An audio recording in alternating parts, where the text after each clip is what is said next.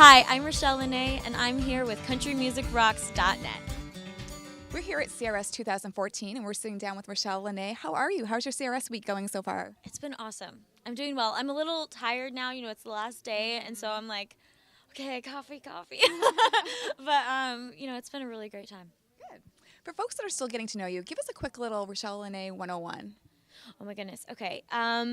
My childhood was in Kodiak, Alaska, and then I moved down to Linden, Washington. So I'm a West Coast girl originally, and then I moved down to go to Belmont here in Nashville, and of course stayed because I've always wanted to be a country singer. When I was really young, I was like, I'm gonna be Leanne Rimes. Not like I'm gonna be like her. I'm gonna be the next Leanne Rimes. But I graduated and I had worked on an EP, and I was kind of, writing a little bit more in town and trying to figure out what my next step should be. And I ended up taking, or trying to pick someone's brain, and that person was Jimmy Murphy, and I handed him an album that I'd worked on, well, an EP rather. And he got really excited about it, and he shared it with Jamie O'Neill. And so when Jamie and I met, she had been one of my huge idols as a songwriter as well as a singer. And when we met, I was nervous that I was going to be nervous. I still remember that day. And she just welcomed me with open arms, and we hit it off immediately, started writing together. Soon she's producing me. And then Momentum Label Group was born, and they asked me to be the flagship artist. So since then, I've just been, on the road. I've been in the studio learning this whole thing that is radio, a whole nother world, For sure. But it's been a wild ride, but it's been awesome. Good. Now, you just released your new single to XM Radio. Tell us a little bit about that. Give us some background. Well, the single's called Touch the Stars, and it's kind of something that you would like to roll down the windows and drive.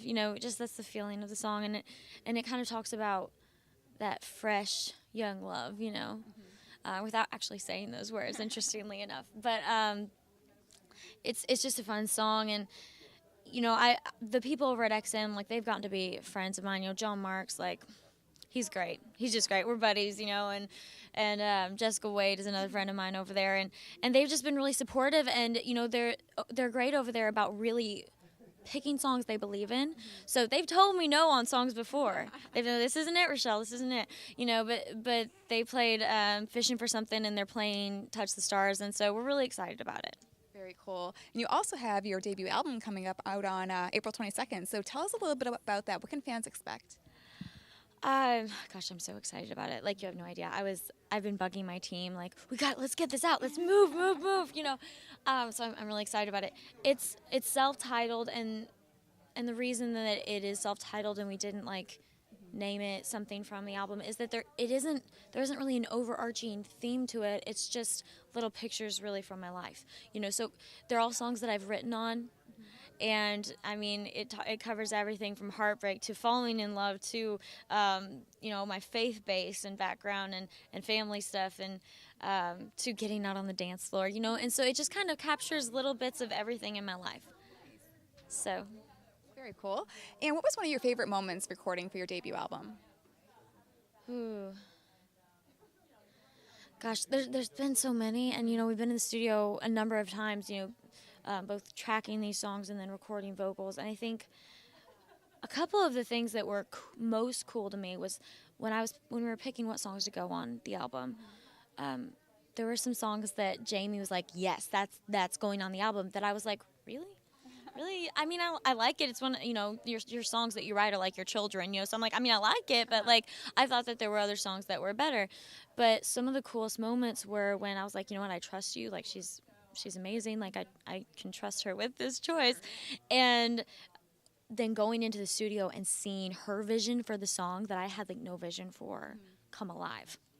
And so see these songs that I was like, well, that's a mediocre song of mine, and I didn't, and she's saying, no, it's a great song, and then seeing it come alive in the studio and being like, whoa, that is a great song.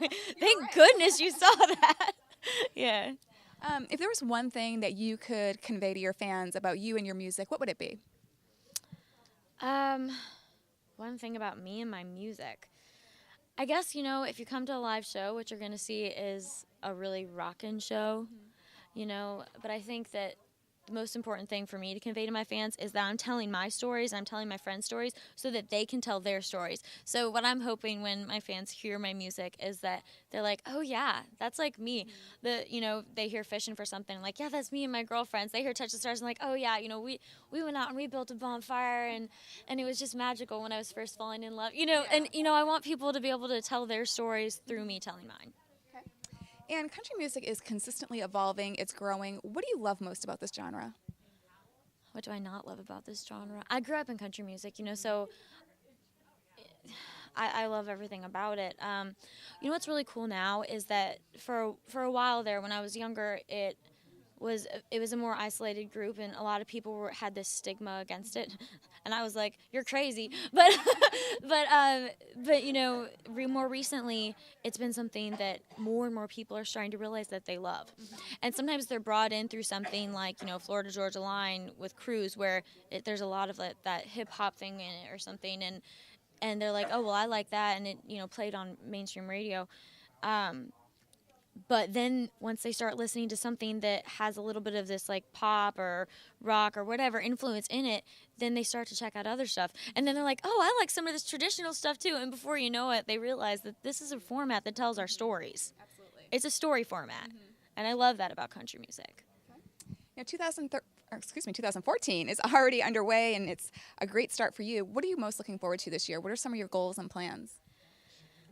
My favorite thing, honestly, about this career, my whole lifestyle is, being out on the road and playing shows with my band. And so my goal this year is to just be out on the road even more than last year, to be playing to bigger crowds even than last year, and to be getting out there that way through the live show. So more and more of that. We're going to be getting this album out, so that's one goal that I know is going to happen, and I'm really excited about. And other than that, I'm just going to keep working to get my music out there. And finally, we're at CRS. It's a week all about country radio. What's one song that when it comes on the radio, you just have to crank it up? Oh, goodness, there's so many. Most recently, I think one of my most recent favorites was, It doesn't even have to be a recent one, just one of your favorites.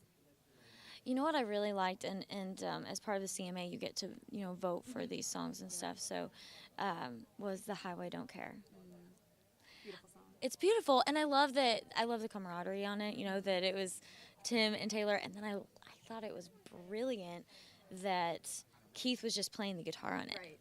Like, I mean, he has a great voice, but I just like the camaraderie there and how they were able to feature him as a guitar player. It's just there's just so much that's cool about that song. No, absolutely. Well, thank you so much for taking the time to chat with us. I wish you the best of luck with your new single, the album, and hopefully we'll see you out on the road this year. I hope so. Thanks.